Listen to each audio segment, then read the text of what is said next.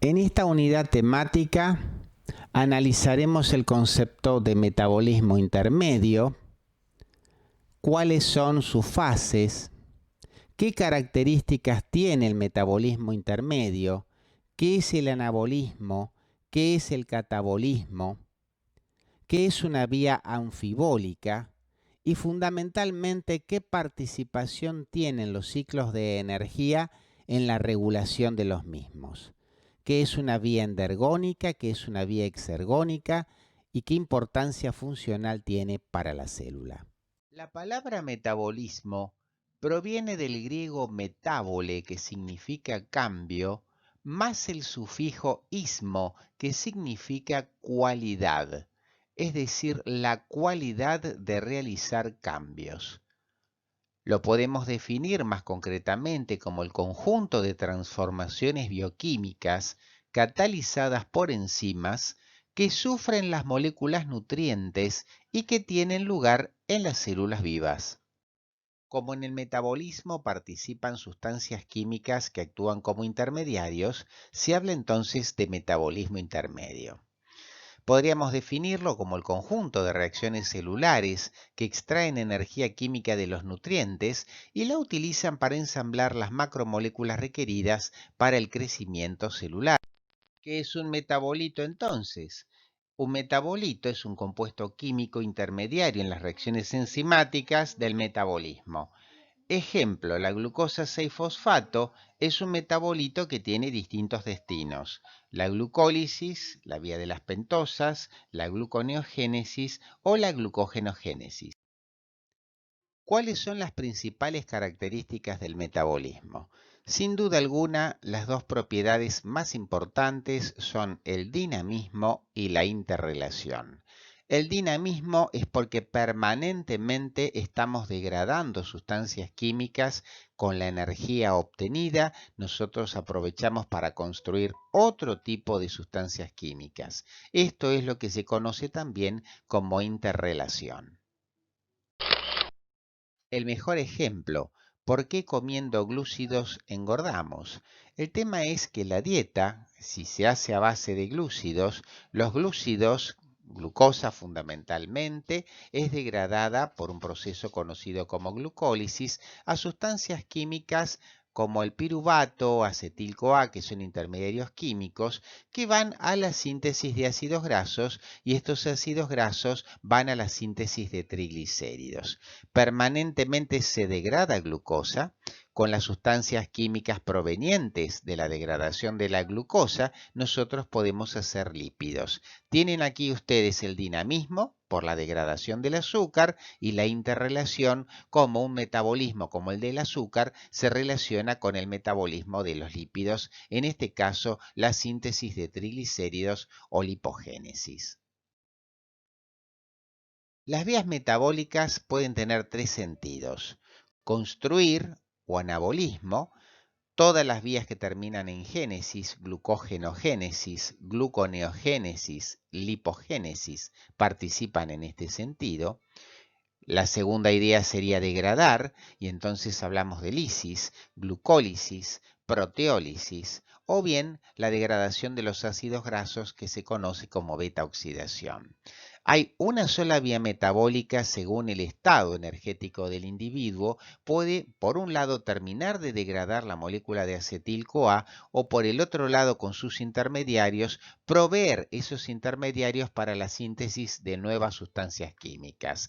Esta vía metabólica por excelencia es el ciclo de los ácidos tricarboxílicos, conocido también como ciclo de Krebs, vía anfibólica, hace ambos metabolismos.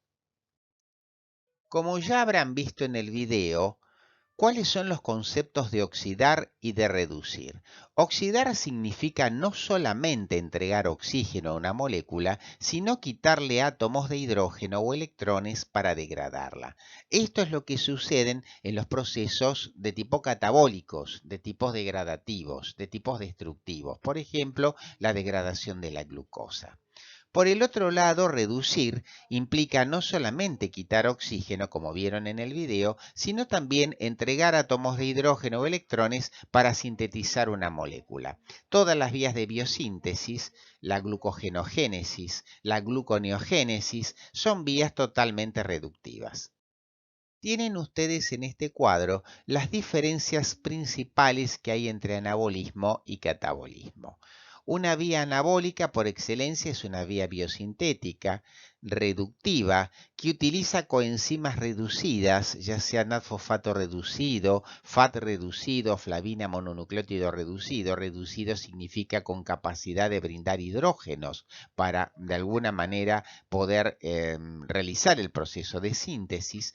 Todas las vías anabólicas consumen ATP, consumen energía, por ese motivo son endergónicas y tienen la característica de ser divergentes. Es decir, a partir del ciclo de Krebs, nosotros podemos aportar un intermediario, por ejemplo el citrato, que va a ir a la síntesis primero de acetil-CoA, la acetil-CoA va a ir a la síntesis de ácidos grasos y los ácidos grasos van a ir a la síntesis de triglicéridos. En una palabra, nos vamos por las ramas, esa sería la explicación.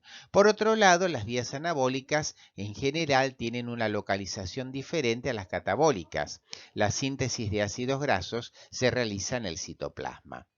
Por otro lado, las vías catabólicas, por el contrario, son vías degradativas, son vías oxidativas, donde coenzimas oxidadas se van a encargar de quitar átomos de hidrógeno o electrones, como habían visto ustedes en el video. Estas reacciones generalmente liberan ATP, por eso son exergónicas, son convergentes, porque a partir de un triglicérido nosotros hacemos por digestión un ácido graso, ese ácido graso se degrada a acetil-CoA y la acetil-CoA ingresa al ciclo de Krebs. Es decir, al revés de las anabólicas, de las ramas vamos al tronco y del tronco pasamos a las raíces. Siguiendo con el ejemplo de los ácidos grasos, una vía catabólica como la beta-oxidación, por ejemplo, se realiza en la mitocondria, a diferencia de la síntesis de ácidos grasos, que era un proceso totalmente citoplasmático. ¿Cuáles son las fases del catabolismo? En una primera fase, todos los nutrientes que nosotros hemos incorporado a través de la dieta, polisacáridos, triglicéridos, proteínas, son degradados a nivel del aparato digestivo a sus unidades estructurales con el fin de ser absorbidos. Los polisacáridos generarán monosacáridos, los triglicéridos ácidos grasos y las proteínas generarán en el intestino delgado aminoácidos, como decíamos, por acción de las enzimas digestivas. En la segunda fase, las unidades estructurales convergen en la formación de acetilcoenzima A. Tanto los monosacáridos, los ácidos grasos como los aminoácidos a nivel celular son degradados a la producción de esta molécula, que es la que va a poder ingresar en la tercera fase, que es el ciclo de Krebs. Y aquí tenemos al mismísimo ciclo de Krebs. La acetilcoenzima A se une a un componente intermedio que es el oxalacetato, formando entonces citrato, que inicia el llamado ciclo de los ácidos tricarboxílicos.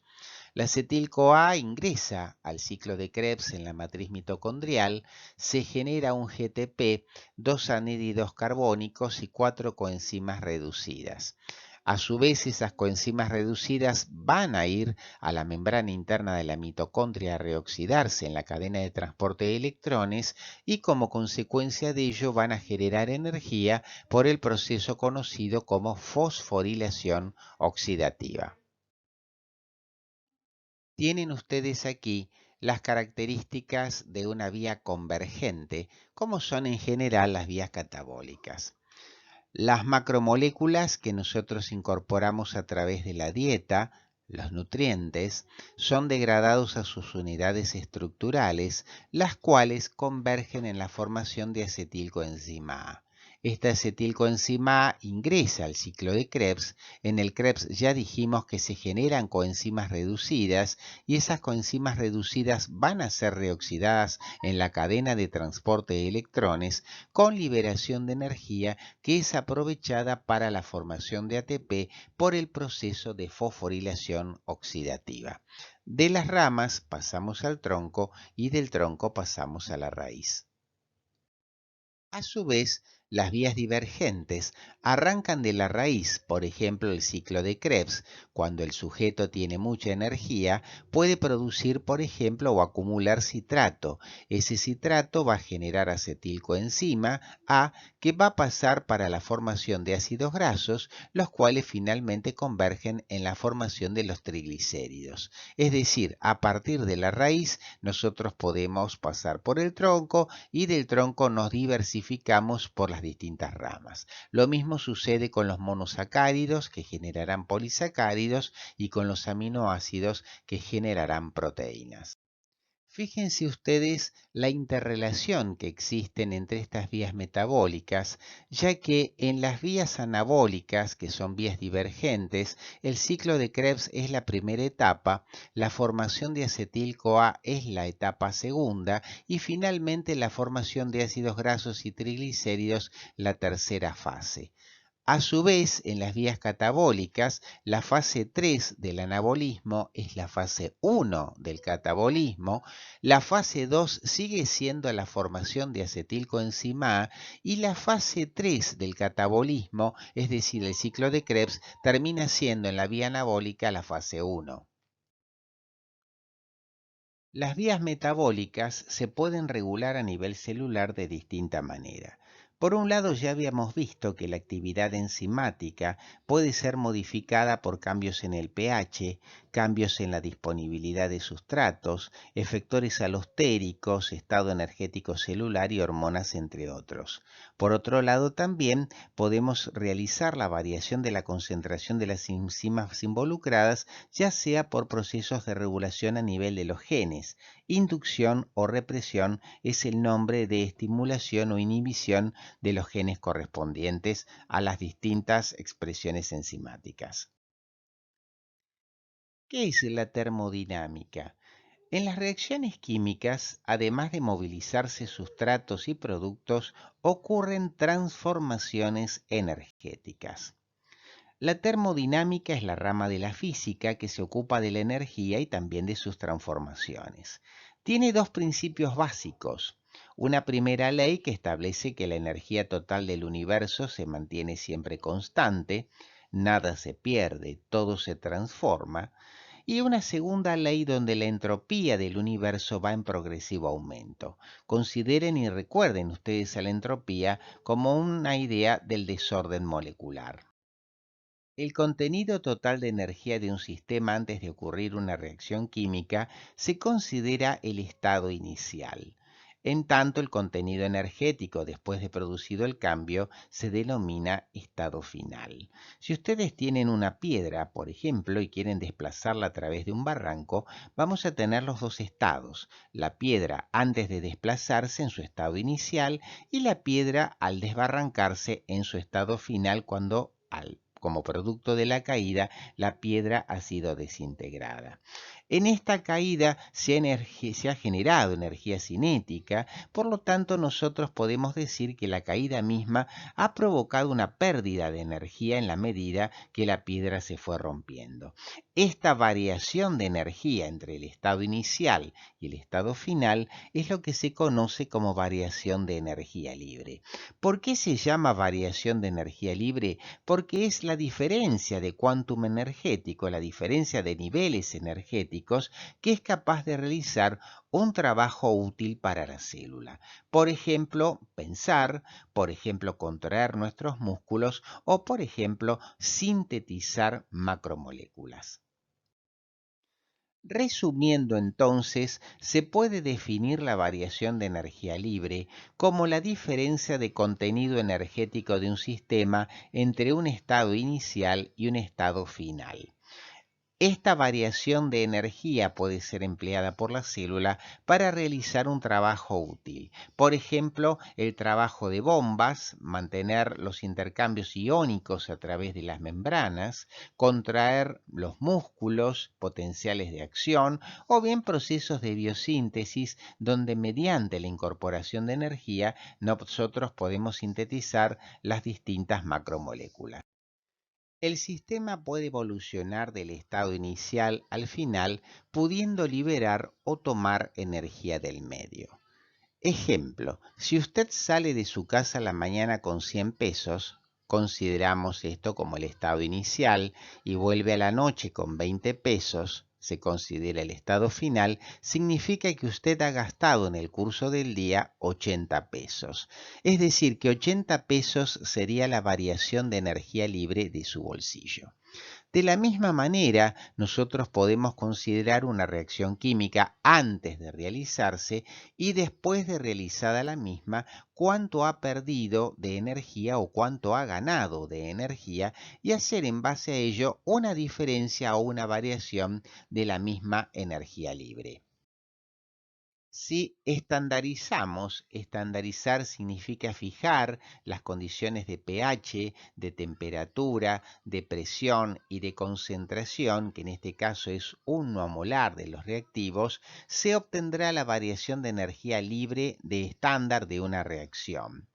La variación de energía libre estándar es la que guarda una estrecha relación con la constante de equilibrio de una reacción química, ya que la constante de equilibrio estará relacionada con la tendencia a alcanzar el mínimo de energía libre y entonces con las variaciones de la energía de la reacción nosotros podemos de alguna manera establecer si esa reacción procedió en el sentido de liberar energía o por el contrario en la incorporación de la misma. La relación entre energía y constante de equilibrio se expresa en la ecuación siguiente. La variación de energía libre estándar es directamente proporcional al producto de el signo negativo de la constante de los gases multiplicado por la temperatura absoluta por un factor de corrección matemática 2,303 y por el logaritmo de la constante de equilibrio que ustedes ven en la diapositiva. Si tenemos una reacción donde dos reactivos A y B reaccionan para dar dos productos C y D y aplicamos la constante de equilibrio, acuérdense ustedes que en el numerador ponemos los productos y en el denominador ponemos los reactivos. Si la constante de equilibrio de esta reacción es mayor a 1, significa que está desplazada hacia la formación de productos. En este caso, la reacción está desplazada hacia la derecha.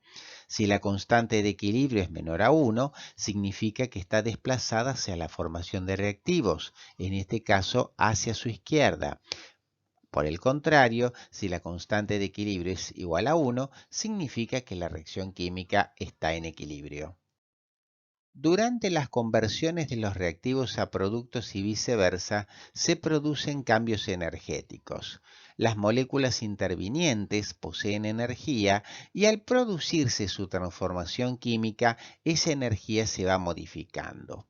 Cuando la constante de equilibrio es menor a 1, el delta G de la reacción química es positivo y debe suministrarse energía para que la reacción química se produzca y ocurrirá en el sentido de formar reactivos.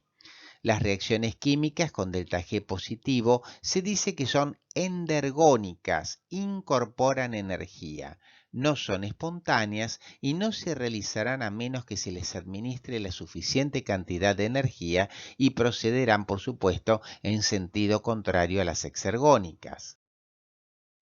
Cuando la constante de equilibrio es mayor a 1, el delta G es negativo, la reacción ocurre con pérdida de energía.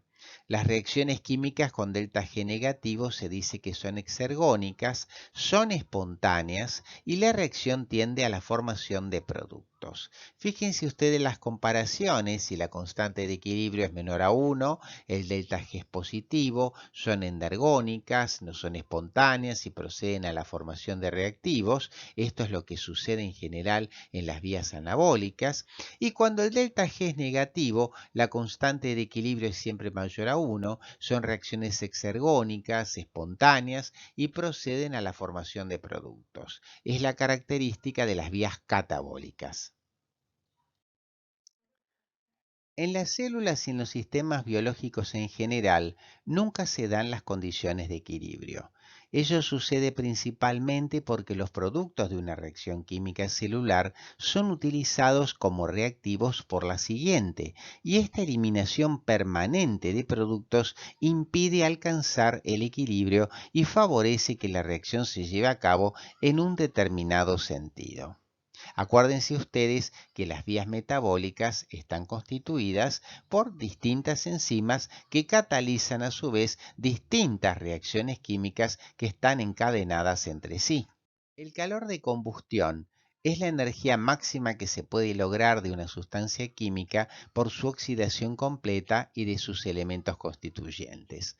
Cuando la reacción química ocurre a presión constante, el cambio de calor producido se denomina entalpía. La entalpía es la energía calórica liberada o consumida a temperatura y presión constantes. En un sistema biológico que trabaja a temperatura y presión constantes, el calor no es aprovechable. Cuando una reacción se lleva a cabo a presión constante, el cambio de calor producido se denomina variación de entalpía y se le asigna un signo negativo cuando se libera calor. La segunda ley de la termodinámica introduce el concepto de entropía. La entropía del universo o grado de desorden molecular siempre aumenta para un proceso espontáneo. Una manera de representar este hecho es que a temperatura y presión constantes, el cambio de la energía libre se define como variación de energía libre es directamente proporcional a la resta de la variación de entalpía, que es la cantidad de calor liberada o consumida en una reacción química, menos la temperatura absoluta multiplicada por la variación de entropía.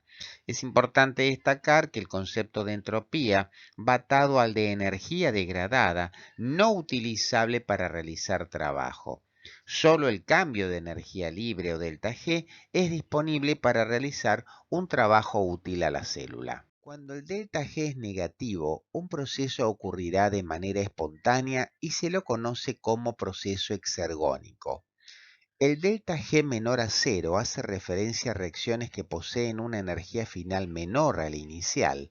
Son reacciones exergónicas de liberación de energía y por lo tanto se dice que son favorables o espontáneas.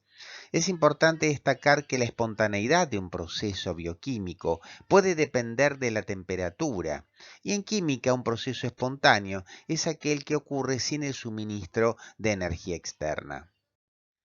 En la ecuación de Gibbs que ustedes vieron, si la variación de entalpía o delta H es menor a cero, las reacciones exotérmicas liberadoras de energía tienden a ser espontáneas en la medida que contribuyen a un valor negativo del delta G. En segundo lugar, si la variación de entalpía es menor a cero y el producto de la temperatura absoluta por la variación de entropía es negativo, será además una contribución negativa al delta G y las reacciones tenderán a ser espontáneas. Si trabajamos con el calor, la unidad que se utiliza es la caloría, que es la cantidad de calor necesaria para elevar la temperatura de 1 gramo de agua de 14,5 a 15,5 grados Celsius. Habitualmente se utiliza la kilocaloría o gran caloría, que es un múltiplo 1000 veces mayor. Actualmente se tiende a usar el joule. Una caloría equivale a 4.184 joules y como se trata de unidades muy pequeñas en general, se utiliza el kilojoule. Las uniones de alta energía son aquellas en las que el cambio de energía libre que involucra esa unión es mayor a 20 kilojoules por mol, es decir, aproximadamente 4,78 kilocalorías. El contenido de energía de una unión química no es una propiedad aislada de un tipo particular de enlace. Está dado generalmente por las tensiones intramoleculares que desaparecen al producirse la hidrólisis de la misma. El compuesto de alta energía más importante es el adenosintrifosfato. En él, los enlaces fosfóricos entre los restos fosforilo tienen una alta energía de hidrólisis. El adenosintrifosfato, o ATP, es un nucleótido que transporta energía química desde donde se genera hasta donde se utiliza. Como ustedes recordarán, este nucleótido está formado por básicamente la asociación de un nucleótido de tipo purínico, la adenina, unido por un enlace beta-N glucosídico a una ribosa, y a su vez esta ribosa está unida a través de enlaces anhídrido fosfórico a tres moléculas de fósforo inorgánico.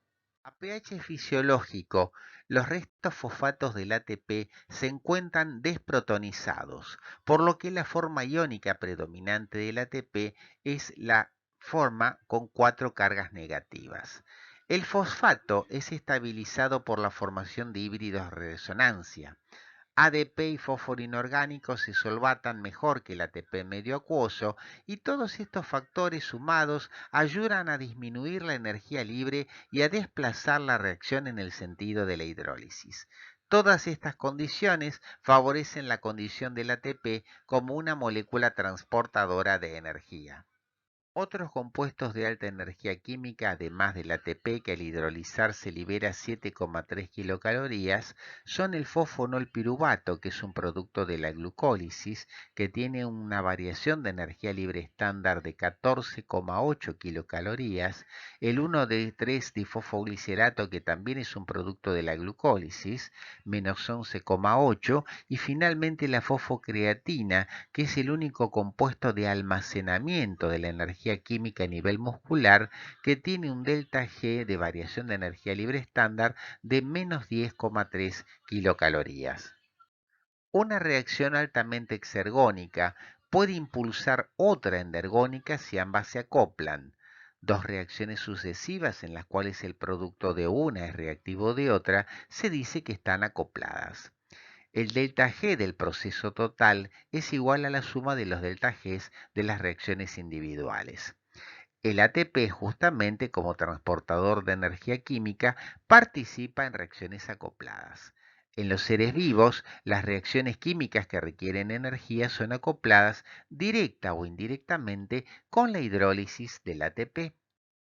Resumiendo, existe un ciclo del ATP-ADP donde los nutrientes, al ser degradados, liberan energía química. Esa energía química es utilizada, como ya sabemos, para la contracción muscular, para el transporte a través de las membranas o para los procesos de biosíntesis. Liberado el ADP y el fósforo inorgánico, después serán regenerados nuevamente para formar el mismo ATP.